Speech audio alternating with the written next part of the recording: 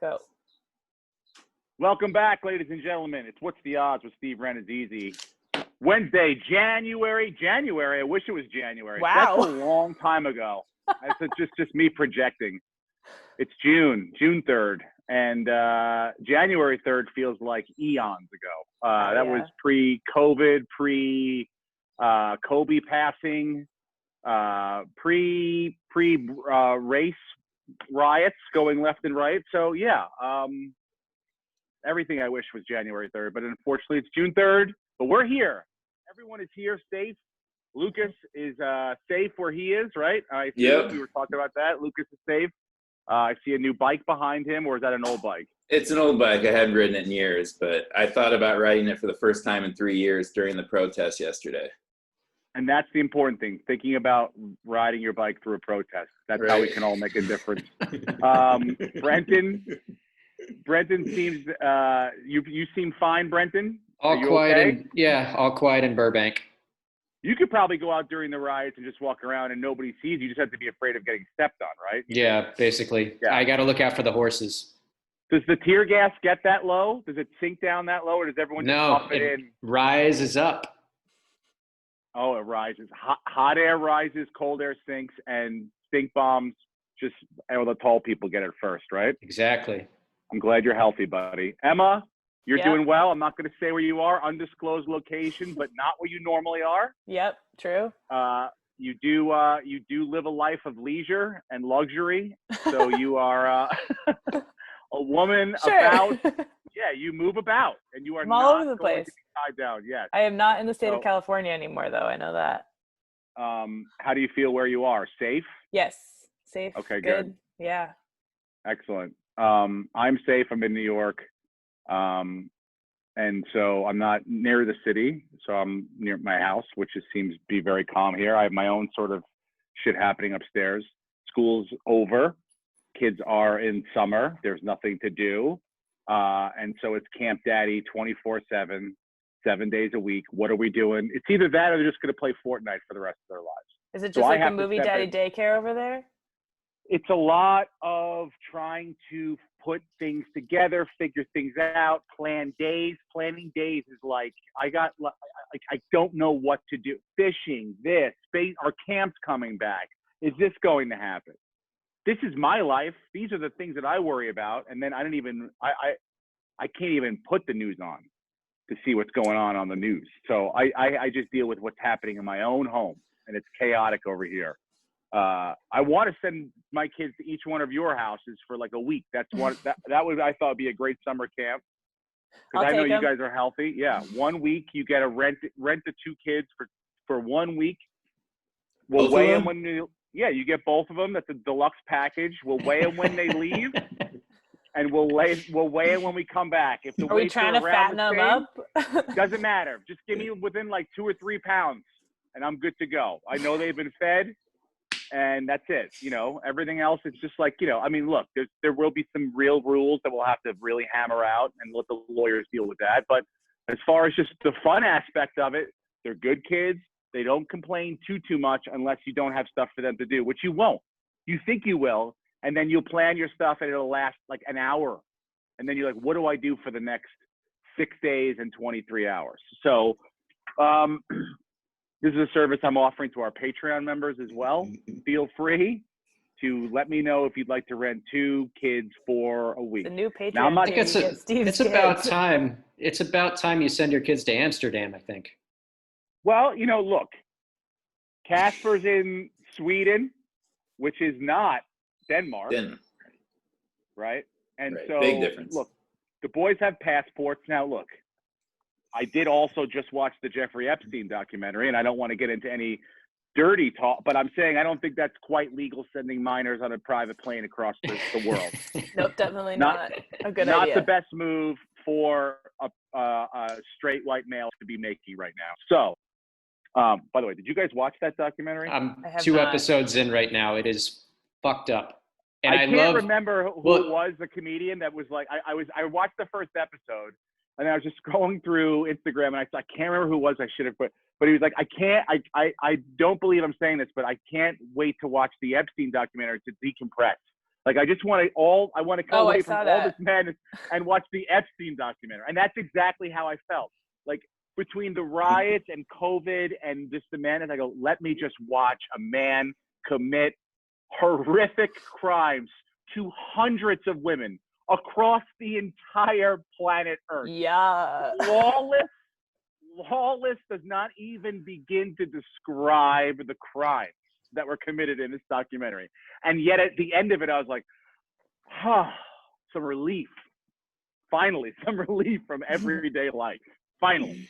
You should watch it. I don't want to, look, spoiler alert, he's dead.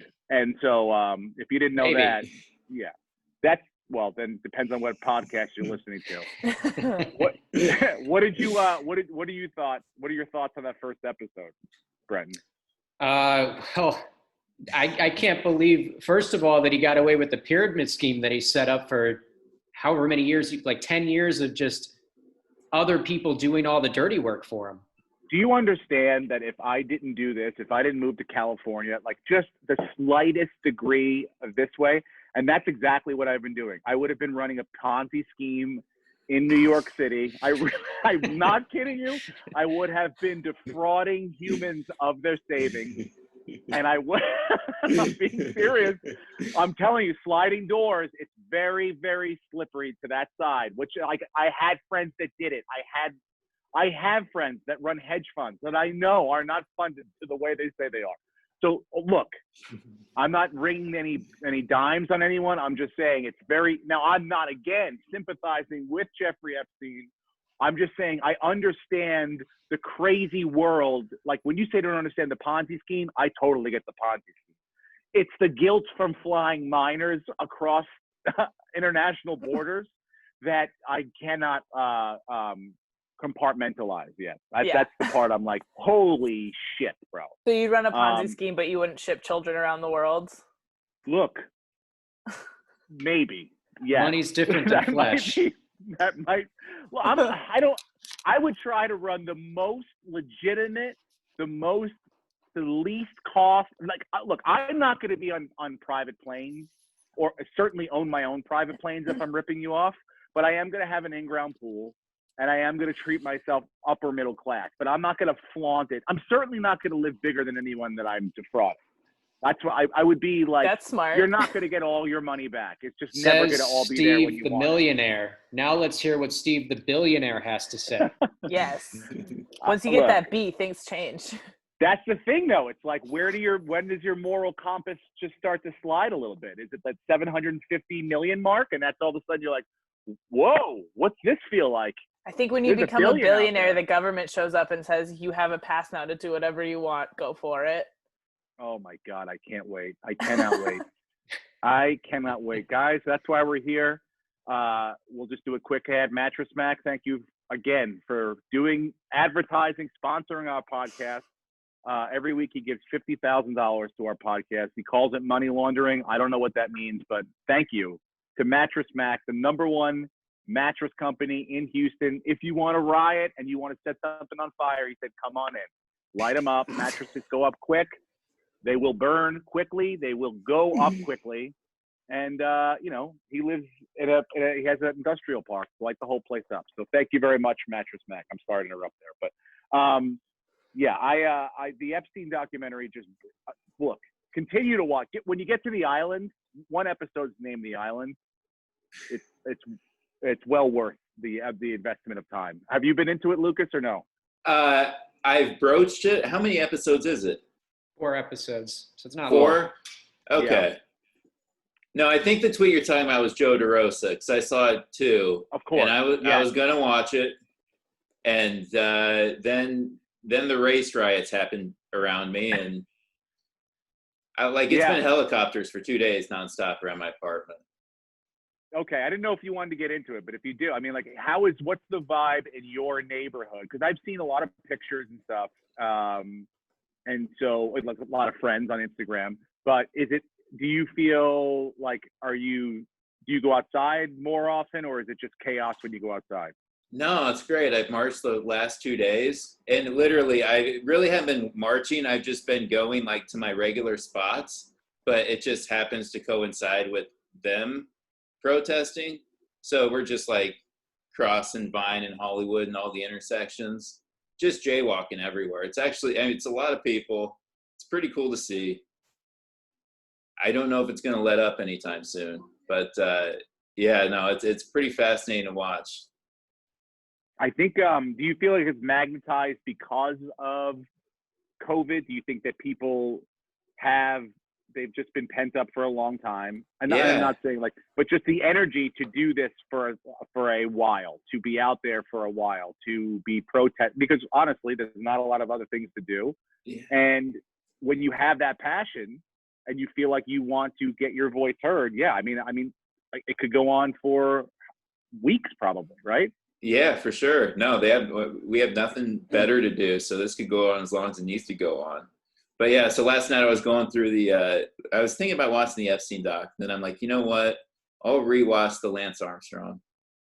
Because if I want to watch like a rich white liar, I don't want to go full darkness with Epstein yet. I'm not ready yet. It's the darker of the two. It's the darker of the two. The Lance documentary, the part 2, that I thought that was. You talking about part 2? You watched twice now? Yeah. What was your takeaway from part 2? Did you feel like they did the whole thing, or what do you think? Yeah, I do. I think that that's what documentaries are now. I expect them to have some sort of a slight bent. If you're going to get access to Lance Armstrong, he's probably going to look after it. He's probably going to, see it before it's released. And I thought for what they probably could have done, they did a really good job of showing a story. Did you watch part 2, Brenton? Not yet. I got into Epstein. I jumped from Lance to Epstein, upping my crimes. Look, it's a understandable jump. I think part 2 for me was look, remember I was talking last week about how I wanted to see how cunning he could be and how conniving he can be. I think it all came out, but in a more organic way than I wanted it regurgitated, and then I did this and that. But you could just see as you watched him unfold and watched him be contrite to the point of like, yeah, but never really owning it. I never felt, even at the end of it, that he has 100% owned what he did to the level in which he did it, and has since began to move on. I still see a lot of anger, and I'm sure that comes from different places of like, this person said that, but like the visceral towards Landis, the visceral hatred towards, because he did what basically, I liked how they started comparing it to the mafia, because that's how I had it in my mind. If there's a guy in charge and you got to work for this guy, and you can't kill him because he's the leader, but if he gets too out of control, then we take him down. That made perfect sense to me, because that's what they did. Floyd Landis paid his dues. He went to fucking prison or whatever it was, purgatory, cycling fucking bike purgatory. And then when he wanted to come back, just give me a job. I'm not looking. And then everyone has to turn their back, because now it's a fucking thing. Now we're all being watched. But you couldn't figure that out to begin with. You couldn't tell that at some point you were going to get too brazen. You were going to try to push it too far. And that's what he did. And to fucking sit there and still be like, Floyd Landis is a piece of shit. Now, look, I don't know what happened deep down inside. Maybe they just went after each other so badly that it can never be returned. But if it's just about what happened and him turning him in and kind of coming clean about everything, then yeah, you still have not gotten over it. You still have not figured out the point. Because I liked what Floyd Landis said about, I told the story about everyone. I talked about everyone. If Lance is the guy that everybody started pinning things to, well, that is his own beat. That's what he wanted. That's what you do when you create a brand and create your own hype, your own thing. That's what you become. And it's just as much as you can build it up, people will want to take it down. And so I don't blame Floyd Landis. I don't think he's a piece of shit. And it shows me that he hasn't really gone full contrite yet. I don't think. I agree. I think that also he was mad at Landis because pretty much Floyd Landis was a bad liar, right? Yeah, he couldn't do it. The guy lived with the fucking Lancaster Amish people. Do you know? I mean, you're not allowed to take pictures of those people. You can't even take a picture of them. They build their own shit, dude. They don't use electricity. They're living the simplest life ever. They can't carry around a fucking lie like that. They didn't grow up on Long Island, New York, next to a fucking strip mall, between strip malls. Are you talking about you? Yes. Okay. I think I went into how I'm easily constructed to lie. This fucking guy was not. This guy just wanted to ride a bike and be different than everybody else that he grew up with. You know? They probably wished he stayed on the fucking hut or whatever they call their things, reservation there. Imagine the delivery he could have made. He could have been like their own U.S. Postal Service. He had to fucking take shit from place to place, biking that shit 100 miles an hour. It's very flat. I just went through Pennsylvania. You can get from one end to another in 4.5 hours. Him on a bike, probably 12. Think about that. So what I'm saying is, I don't blame a guy like that. He even did. I'm surprised he didn't come clean when he got busted the first time. You know, I wonder if Lance said, did he answer it? I can't remember if he answered the question. Did he actually dime out Floyd Landis because he beat him in that one-time trial? No, he didn't answer that question, right? Yeah. No. I'm sure he was asked it. I wonder why he didn't answer it, because there was probably a lot of fucking hedging going around it or this or that, you know?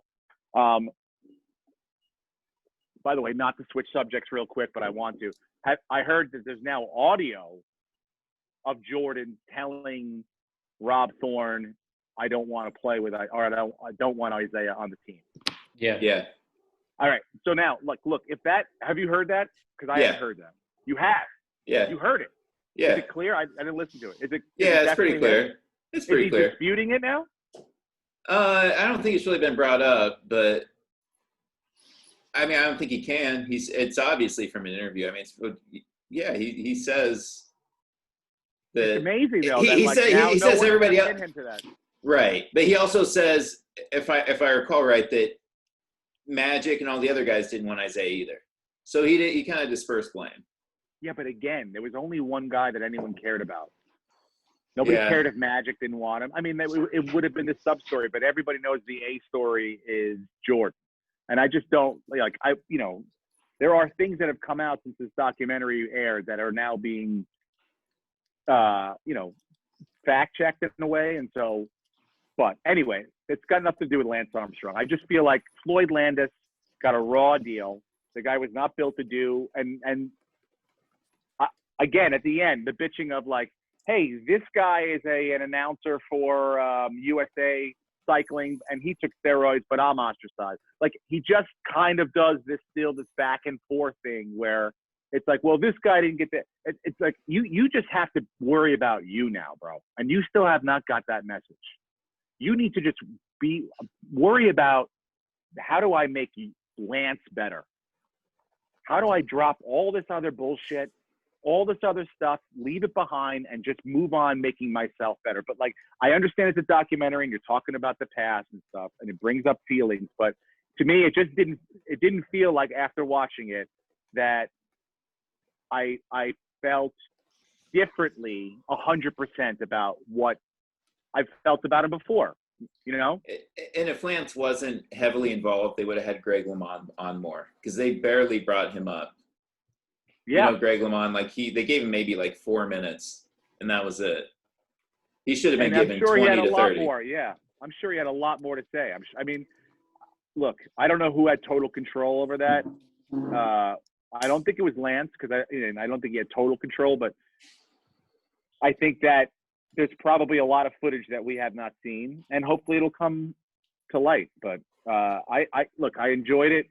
I watched it Sunday night. I kind of fell asleep towards the middle, so that I rewatched it on Monday. But yeah, to me, the biggest takeaway was the Floyd Landis stuff. The calling of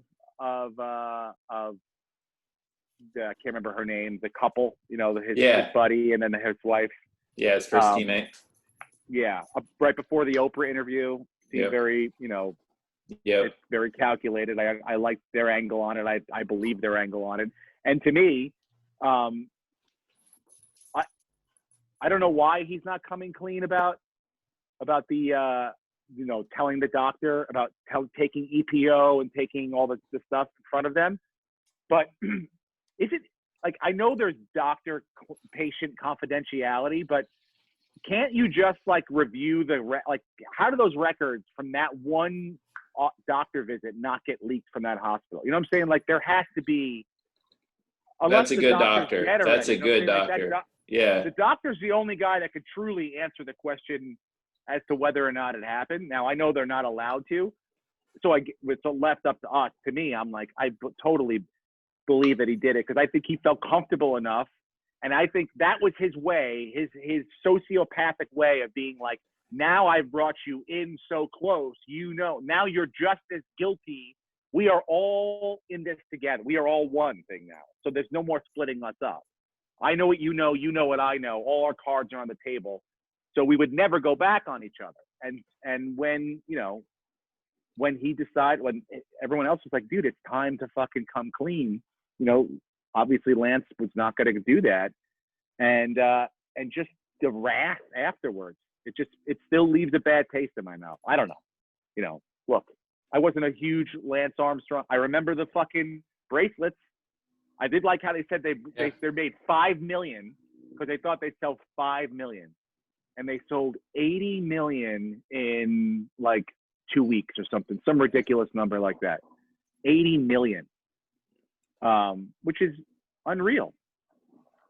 I also think that, but then it goes to like when he was adamant, when everything came crumbling down, adamant about staying on the board of Livestrong, adamant about it. Like that to me says like, look, because that is his only thing to be like, look, you can't touch me. Here's my shield. Yeah, I'm doing good. He gets removed from his own board, but you have to, because that's when you have to take the ultimate sacrifice to be like, this is not about me. I have to remove myself from the unbelievable cancer movement I created, because right now I'm a lightning rod and I don't want that to get hit. How could you not see that as an unselfish person?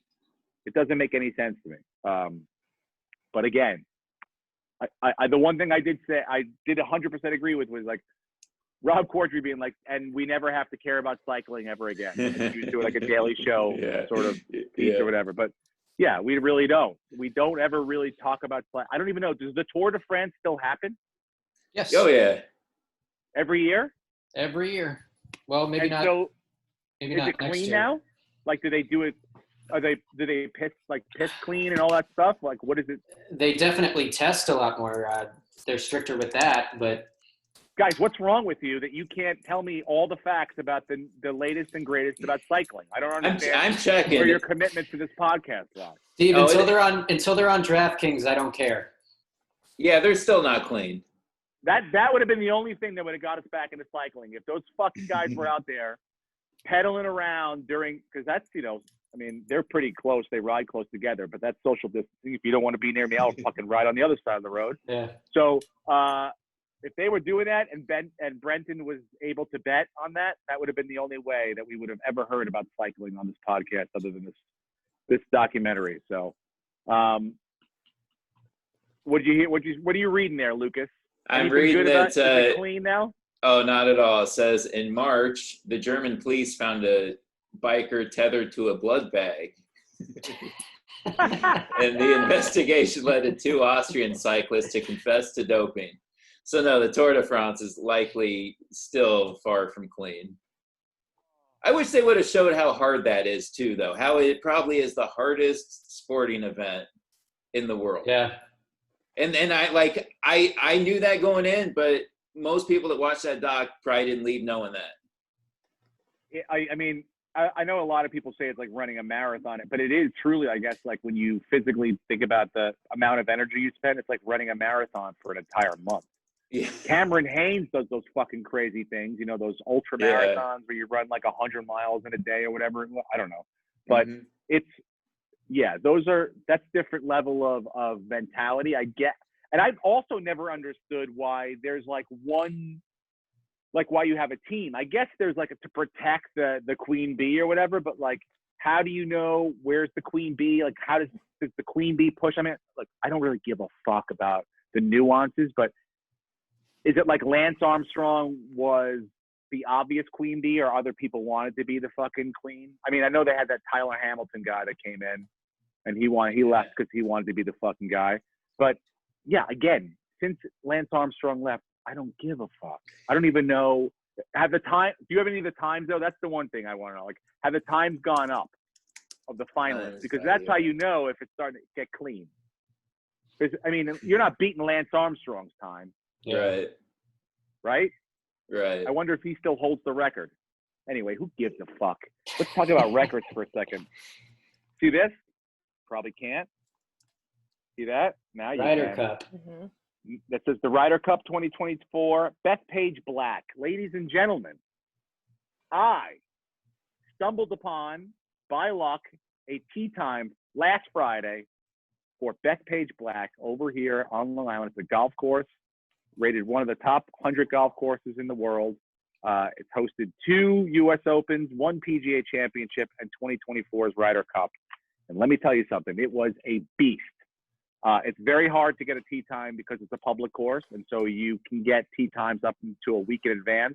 And they open up at 7 o'clock at night, and by 7:01 they're all gone for the following week's time, and everything else after that is taken. But the night before I checked, and I saw one time opened up at 7:45 for the next day. I took it, went there, hit some balls.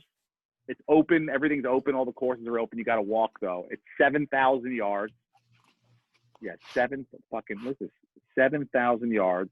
And I shot an 86, a 42, a 44, and a 42. 44 in the front, 42 on the back.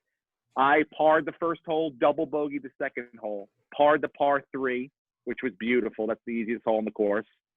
The first hole, dude, you step up, there's a sign there. It says, this is an extremely difficult golf course. Only very experienced golfers are allowed to play here. And immediately I'm like, that is not me. Like I already had full fucking doubt in my mind that this is, and it's beautiful because it's a big clubhouse behind you. There's a practice green.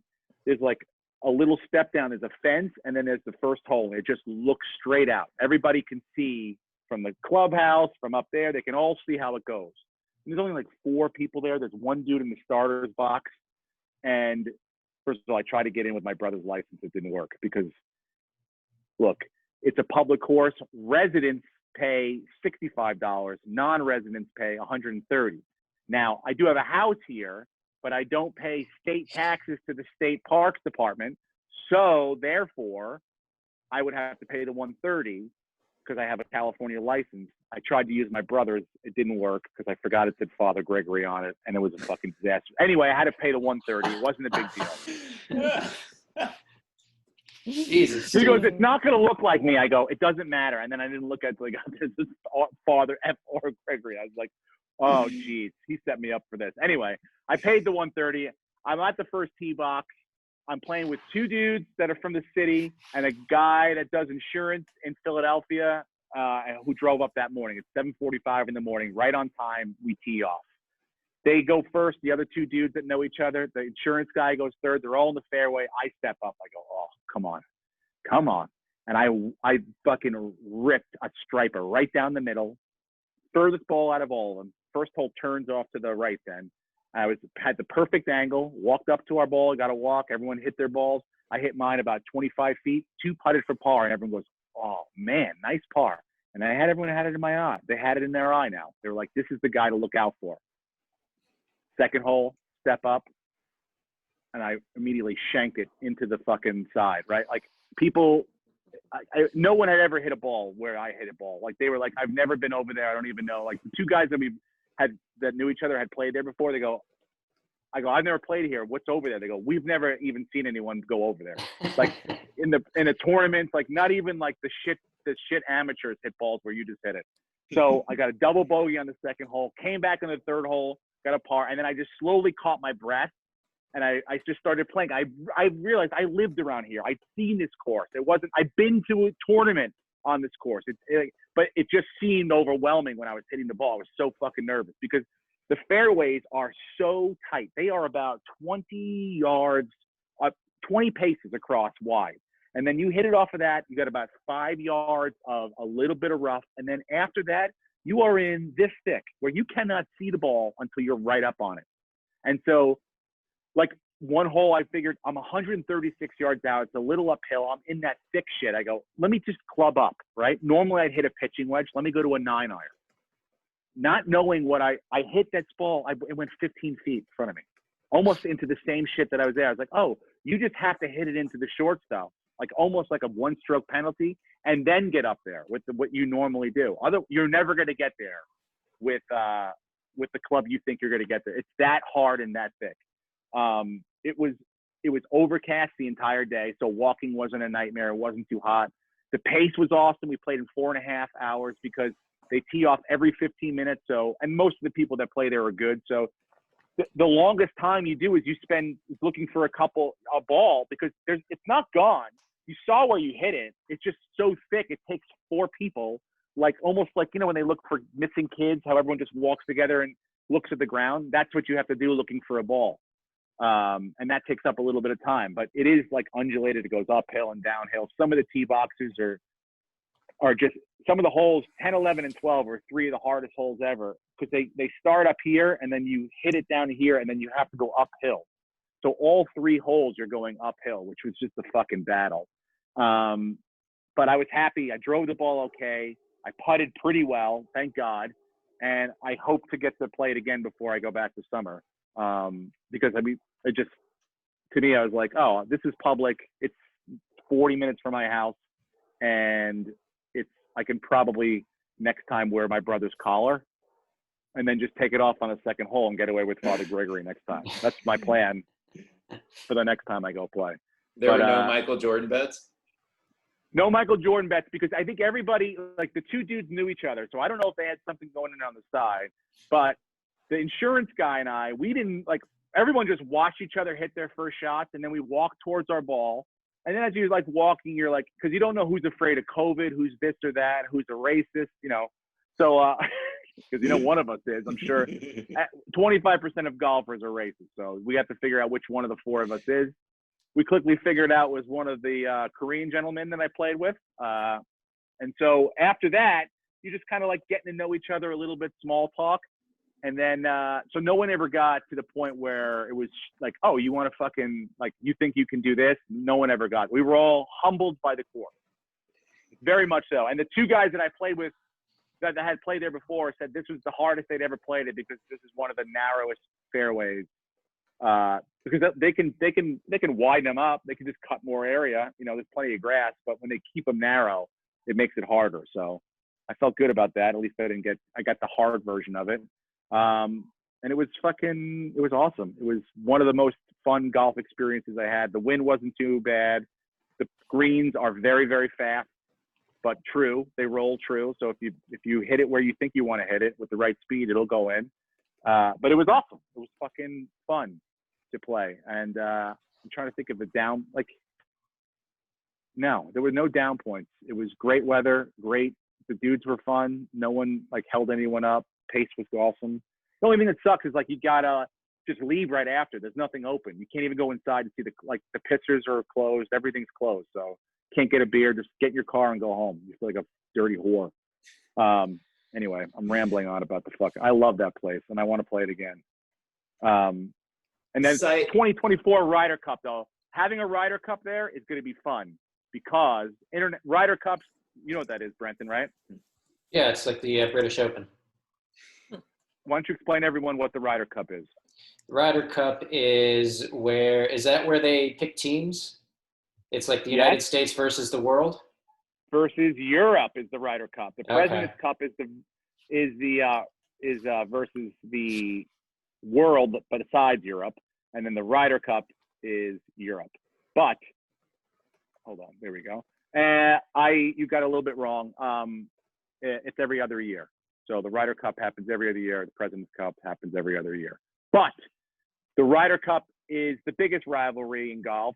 The Europeans come over, and so it'll be fun having it in like it's a shit-talking environment. The PGA Championship last year when Brooks Koepka won, which I told you to bet on, I believe, and you did. And you were there, right? Engagement, right? Is this the right time? I was in Vegas when it happened. See? And so he won there last year. And there's a lot of people that, like, the gallery talk shit. They're New Yorkers. They're not going to keep their mouths shut. So and in the Ryder Cup atmosphere, everybody talks shit. So having that be on Long Island is going to be fucking sick. Anyway, let's move on. I feel like I've talked so much golf. You're like, when can we talk about the race riots again? Hey, can we please? Side note, yes, the Tour de France times have gotten faster and faster through the years. So yeah, so they're still doping. They're still likely doping. They're just better athletes, Steve. They're better athletes, and they train harder, and they believe more. Yeah, they've gotten up. Well, like, bikes have gotten lighter, and tech for the bikes has gotten better too, right? Their suits have gotten tighter. They figured out a way to tuck the balls. The power better. How did anyone not suspect a man named Dr. Ferrari? Like, don't you think out of everyone that's going to be the doping doctor, it's going to be Dr. Michael Ferrari? Yeah. I thought he'd be the cocaine doctor. Yeah. Dr. Fauci, no, he's going to give you the shit to make you fucking, you're not going to get coronavirus. Here's your medicine. Here's your vaccine. Dr. Ferrari, he's going to fucking pump you full of the shit that makes you go crazy, dude. Ferrari's going to make you go nuts. That was the first thing I thought of when I saw you go, Dr. Ferrari. I mean. Is that his real name, or do you think he changed it? I don't know. But either way, I think his first name was Mikel, right? Yep. Mm-hmm. And no, that's his birth name, Mikel Ferrari. I love it. Is he related to the Ferrari family? Yeah. Part of the car fortune? Doesn't look like it. No. That's why he had to make his fortune with doping. No. Yeah. Yeah, he's in the EPO fortune. Do you want to know? Man. He went to the university. His alma mater is the University of Ferrara. I can't get it out. Ferrara. Ferrari family. Stroke there, Lucas. What's that? But you're having a stroke for a second. I know. I thought it was too. No, Ferrari is from Ferrara, Italy. This feels fake. Yeah, I know. No, this is Wikipedia. This is as truthful as it comes. It's like, what name should we give him? Ferrari. Where's he from? Ferrara. His son's name is Ferrara. Yeah, I don't trust any of those Ferraris. Not one of them. I'll tell you that right now. I'm a Maserati guy, okay? You give me Dr. Maserati. You trust me. You're going to get some good shit. Speaking of good shit, the NBA is coming back end of July. Did you see that? It's pretty much done. Looking at the odds right here. Well, no, I saw breaking before we came on, but I saw that they were going to approve it, I think. Yep. Which means they'll start at the end of July, go through what would be Game 7 on October 12th of the NBA Finals. They would do the draft by the end of October, free agency in November, and then I think they want to do training camp a couple weeks and hopefully have the next season start on Christmas, apparently is what they're trying to do, which is kind of a crazy fucking schedule. Is that going to be the new normal, though? Well, I mean, I have no idea what it's going to happen in basketball as far as, like, the players have the most say, I think, in basketball.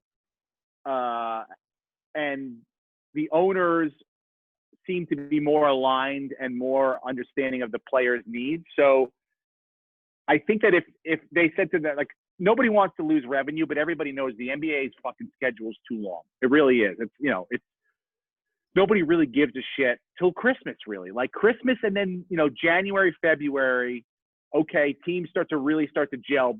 And then April, you better have your shit together because the playoffs are coming. So that's sort of October, November.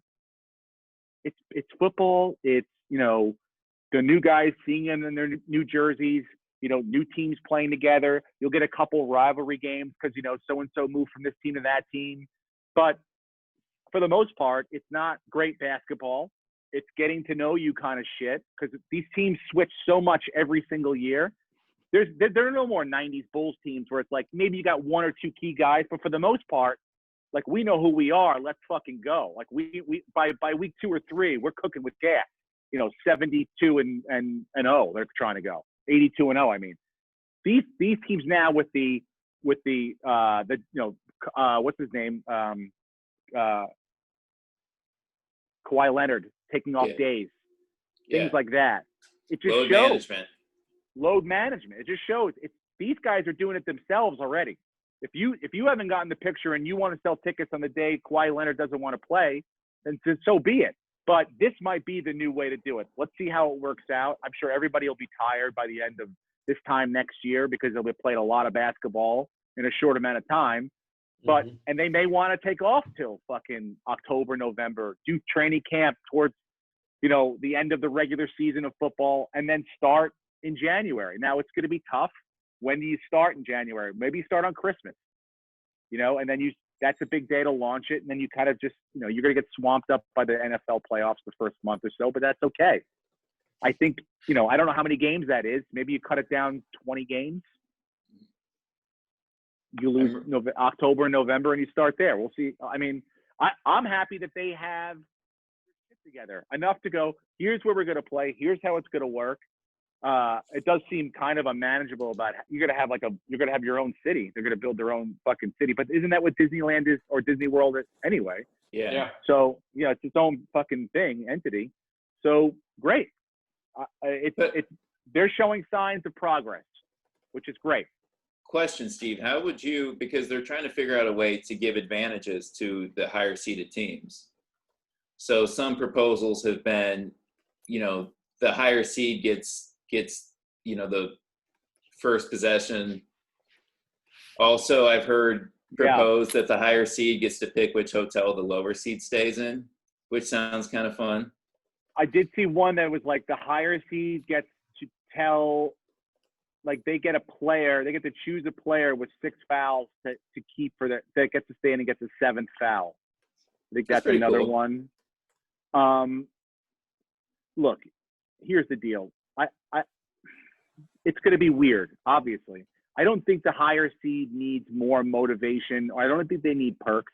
When it gets down to the best teams playing the best teams, you're going to see, hopefully, what they had in Barcelona and fucking, for the Dream Team, that practice they had, wherever the hell it was, the French Riviera. It's like you may get that kind of shit. Like, I don't mind, like, shit talk.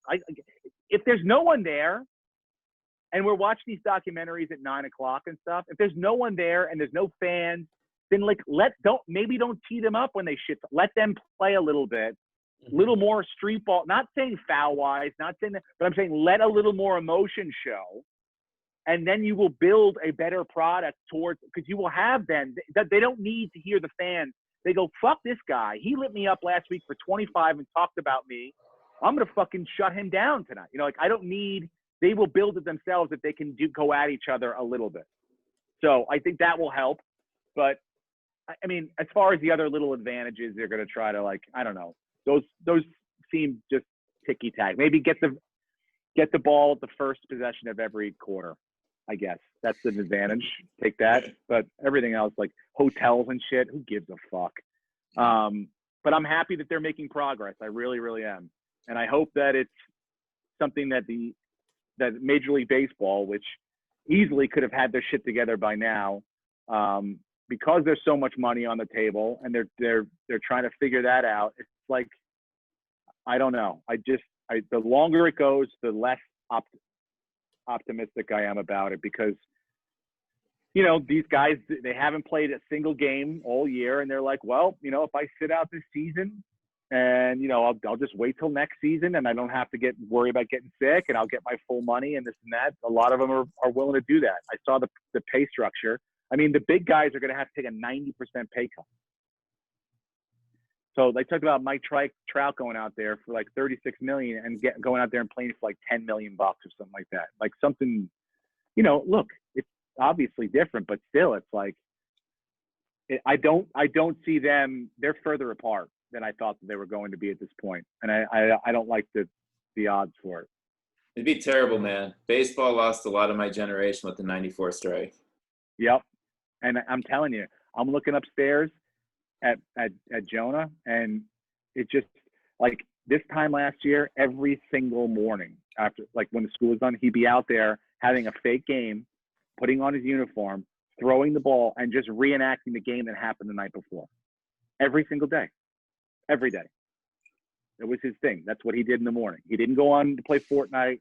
He didn't go to try to watch TV. He went outside and threw a ball against the wall for an hour and a half every day, reenacting the game.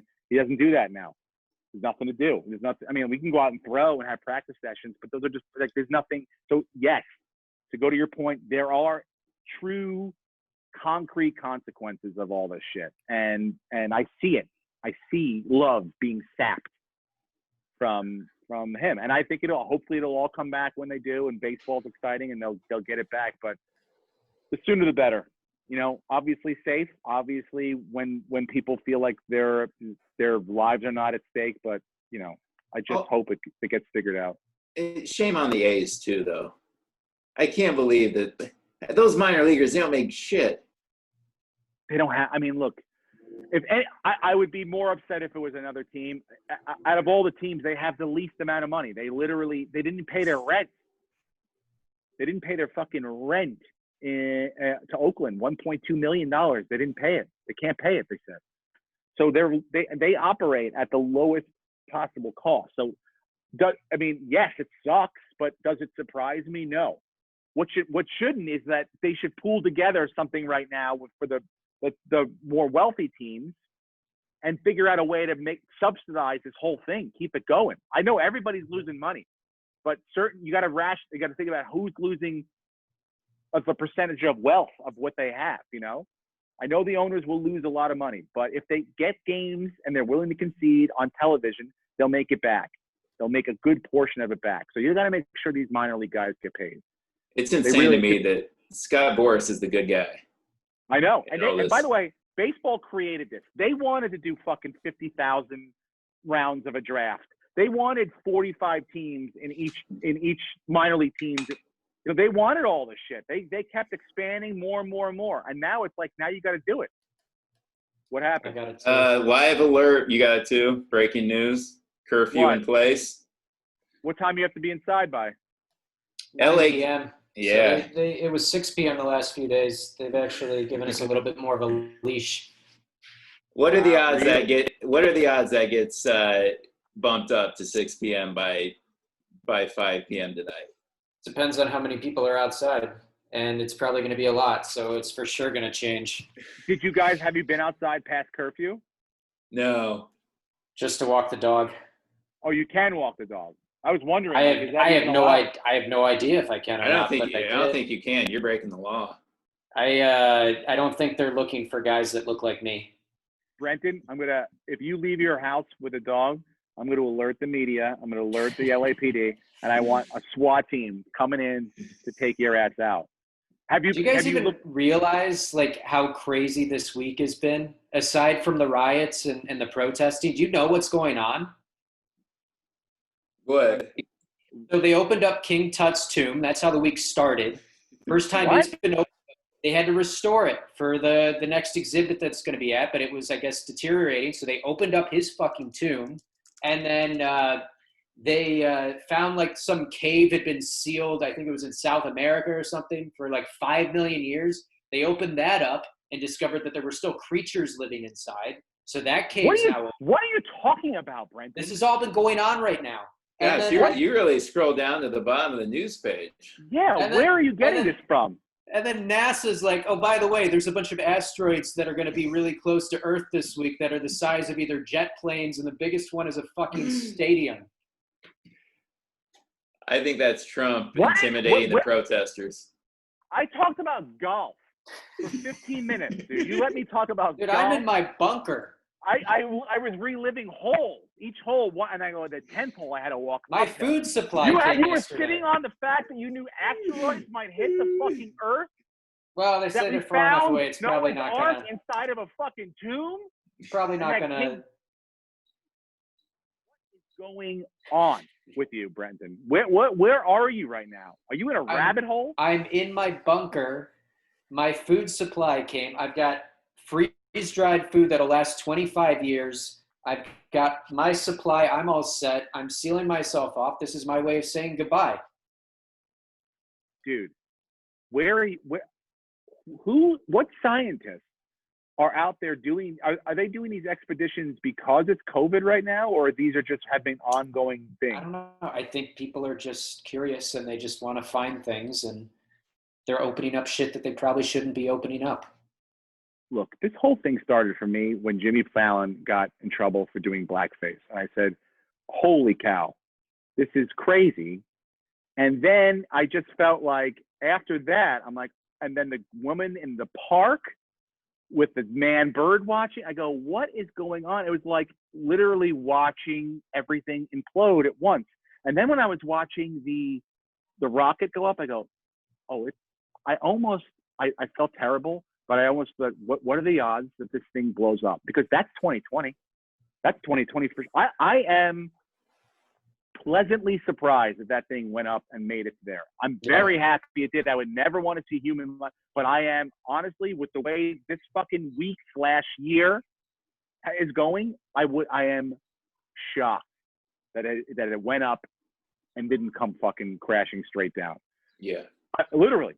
Literally, that's how I felt about how this week was going.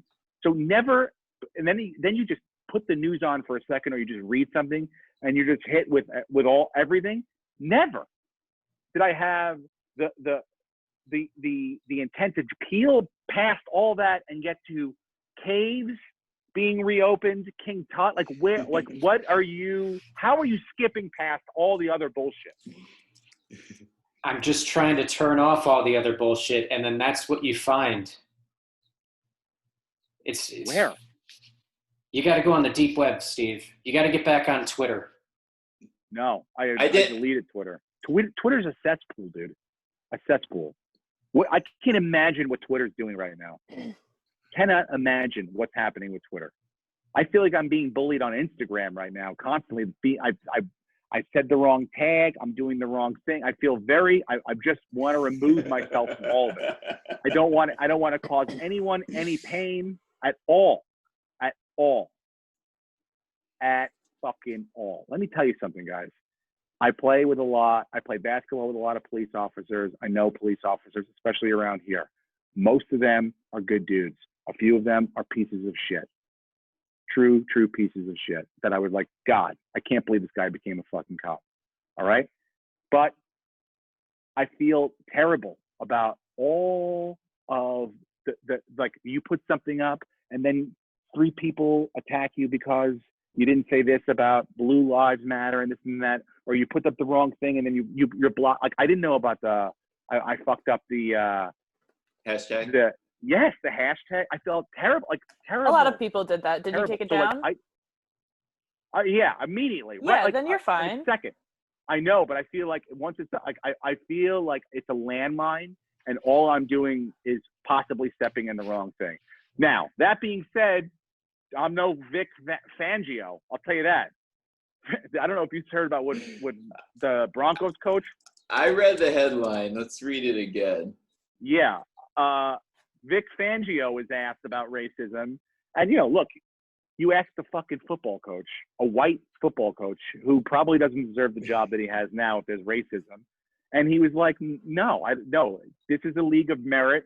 You get what you get, you earn what you earn, and that's that. And immediately there was this fucking, obviously, Chris Carson, I think the Seattle running back, a lot of people came back at him. Yeah, Terrell Owens was on Fox News just a couple hours ago. And I'm sure that probably is like, fuck. But why are we asking Vic Fangio? First of all, he's a middle-aged Italian of Italian descent. You know what I mean? That's progressive for the people that my middle-aged Italian guys that I know. Progressive, okay? So I'm not saying, but I'm just saying Vic Fangio did not wake up saying like, I want to have my expression heard about my feelings on this. He asked a question and stepped into a landmine. Now, obviously, the landmine is his uneducation about what really happens and how easy it is for him to get a job versus, a black assistant coach, something like. So that is what he learned by all this. But like the fact that it's like fucking, it feels very dicey and very hypersensitive. I'm like, I feel terrible about what's going on. I feel like I want to do something, but I'm almost scared to put yourself out there because you don't know what you're going to get back. You understand what I'm saying? Yeah. Well, I think it's important that, I mean, we're all white, that we just step back and listen. Yeah, We don't exactly. have I to was just going to say, you don't have to post say and- anything. I think as long as you're listening to people and reading and educating yourselves and having uncomfortable conversations with the people around you, then you're doing what you can do. I'm reading what Killer Mike says. I'm reading with these different people that I respect their opinions. I'm reading what they say. I'm not commenting at the bottom. Mm-hmm. I'm not, and for me to throw something out there, it's just a terrible, terrible idea. I also think the most important thing you can do, and most of us can't do this right now because we don't have kids, but Steve, talking to your kids is probably some of the most important thing you can do right now. Is like teaching kids about it. Like I was talking to my cousin about teaching my nephews about what's going on because they're white and they live in a very white town. So talk about it. I think that's all you can do. And it's not political. This is a rough week. This is a humanitarian thing, and people are making it political. It's not political. It was a rough week for me because we had to buy books for my older son's 11, and he wants to know. He's like, I know that's about sex, and I want to know where babies. I know they come from vaginas, and I want to know what happened. And we were in the middle of doing the garden. You can have the sex talk and the race talk at the same time. My wife was there, and I go, it comes from seeds that come out of men's penis. And I go right back into the, my wife's like, what? No. We're going to get a book I'm going to finish sex. And then as soon as we're done, we're heading right into racial injustice and all that other stuff. There you go. Sounds like it's going to be a fun summer in the Renazizi household. We have an exciting announcement for our Patreon members. Steve will be recording his lesson on sexual education and putting it up on our Patreon page. Yes, so we can all learn where the babies come from. Yes. I asked to do. By the way, some of these books I'll read a book for the Patreon members. Just one of these books is hilarious. And I did not know there were 3 holes in the women's thing. There were 3. Yeah, baby. Mm-hmm. Did not know that. I knew that. See that? I learned something here too. Fun times. And I'm learning about race. I'm learning about sexuality. I'm growing, guys. I feel good about it. So all you can do is educate yourself. That's right. And educate the next generation. Are you going to be sticking in wherever you are right now for a while? Or are you heading? We're gonna keep heading east, so I'll be on the East Coast next time we pod, I think. Are you stopping because of the riots, or Nope. It was more that I have to work, and we were traveling with my boyfriend's sister, and she also has to work, so we needed the internet, and we didn't want to take days off. Excuse me. So we drove over the weekend to the middle of the country where my boyfriend's family lives, and we're hanging out here for the week, and then we'll drive this weekend the rest of the way. Awesome. Yeah. Well, the humidity is missing you on the East Coast. It's fucking hot and humid. Is it brutal? Brutal. I'm kind of excited for it. I kind of miss it. We're actually going to get spotty internet because we're having a thunderstorm as we speak right now. It's fucking nice. Yeah, crazy. I did get fishing poles this week. I'm going to head out and go take my oldest fishing. We're going to do a little birds and the bees talk while fishing. If he's got questions, I think birds and the bees while looking at the birds and the bees. While trying to get not stung by birds and bees. Exactly. Yeah. But everything else is good. I have no dates to talk about as of yet, but soon, hopefully soon. I know people are going on the road. I hear it's been working out pretty well. So have you guys heard anything else about that at all? Any dates to plug or anything you want to? I don't have any dates, but I know a lot of clubs are slowly starting to open back up. So hopefully soon. Yeah. Any word about the Comedy Store? July, maybe. Really? Yeah, but that was before all this. I don't know how this is going to affect anything. Oh, you think this will? I mean, obviously it's not going to help, but yeah. Wait, right. They're going to open in July, like half capacity or full capacity, or? Yeah, probably limited. Yeah. Oh, limited capacity. That's going to be fun. It's going to be like the old days. Yeah. When me and Lucas are used to 6 people in the room. Yeah. So. 11 people spread out all over the place? Fuck yeah. Yeah. You mean I can get my own table when I come hang out? I'm down. Exactly. Oh, man. I can't wait. I love you guys. I can't wait to see your faces and kick you in the dicks. Yeah, kick me in the dick. Damn right. And safe travels. Thank Lucas, you. Be safe. Don't go fucking crazy. Don't go start filming shit. But Brenton, keep don't let fighting anyone. the good fight. Yes, fight the good fight, but just be careful. And Brenton, just don't get stepped on. All right. Being really careful. I got my helmet. All right. Are you watching the Epstein thing with your Cover your fiance, faces. by the way? Yeah, which is, it's a blessing and a curse because then we have to talk about it after, and she has very strong opinions about everything. Oh. I know, dude. I know. I feel your pain. But by the way, right. that Epstein doc, I love that there's a disclaimer at the front. Have you seen the disclaimer at the front of every episode? And it's like, this may be disturbing to some people. It's like, it should be disturbing to fucking everybody. To all of you. Are you kidding me? Lock you up. But it also this should fuck up everybody. A small portion of you are going to be extremely turned on. If you are, please fill out this survey and send it to us. Some of you are going to want in on this action. Yeah. Hey, Jesus. We'd like to put you on 24-hour surveillance, you fucking crazy monster. All right. I love you guys. We'll be back next week. Talk to you soon. Bye. Bye.